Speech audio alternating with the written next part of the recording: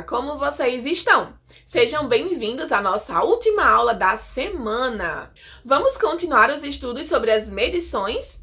Hoje teremos uma atividade bem legal do nosso livro e ela está nas páginas 32 e 33. Pessoal, nessa página nós temos a questão 1, que apresenta uma malha quadriculada. A casa de Marcelo é essa de cor amarela. Tracem com um lápis o trajeto da casa dele até a padaria usando uma régua. Quando terminarem, imaginem que cada quadrinho desse mede 100 metros. Qual é a distância do trajeto que vocês desenharam? Vamos para a questão 2? Nela nós podemos ver um gráfico. Vejam quantos quilômetros cada motorista percorreu em sua viagem de férias. Podemos ver os dados dos motoristas Arthur, Marina, Luísa e Teresa. Percebam que cada quadrinho desses representa 100 quilômetros. Observem que em Teresa não temos a quantidade de quadrinhos. Sabendo que ela percorreu 500 quilômetros, completem aí o gráfico inserindo a informação sobre a viagem dela. Ou seja, desenhem os quadrinhos necessários para representar essa informação. Em seguida, respondam quem fez o percurso mais longo e quantos quilômetros Luísa percorreu.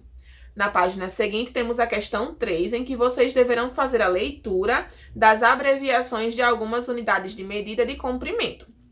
O centímetro representamos com as letras CM, o metro com a letra M e o quilômetro com as letras KM.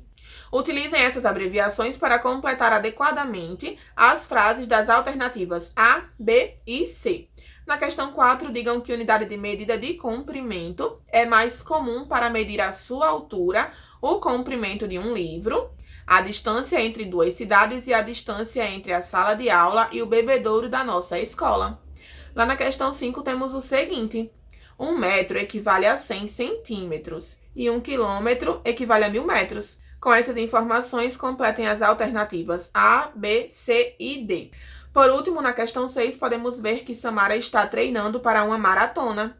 Todos os dias ela pedala 10 quilômetros. Quantos metros Samara pedala por dia? Lembrem que 1000 metros equivalem a 1 quilômetro. Na alternativa B temos o seguinte: de segunda a sexta-feira, quantos quilômetros ela percorre? Pensem e respondam aí nessa questão. Turminha, nós estudamos mais sobre as medidas de comprimento. Observamos que a matemática está presente em nossa vida quando lemos informações em gráficos, quando passeamos pela cidade e em muitas outras situações.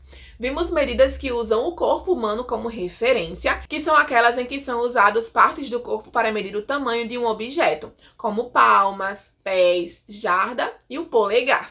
Vimos também as medidas convencionais que têm o comprimento fixo, como o centímetro, o metro e o quilômetro.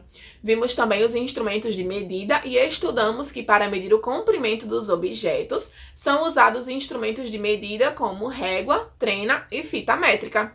Nós também fizemos algumas atividades que envolviam gráficos. Os gráficos ajudam a organizar diferentes informações e facilitam a sua interpretação.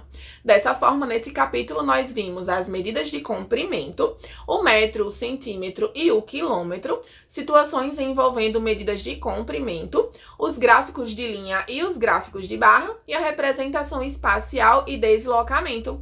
Nossa aula de hoje vai ficando por aqui. Espero que tenham entendido direitinho o assunto e não esqueçam das imagens para correção. Tenham um excelente final de semana e nos vemos na próxima semana. Até lá!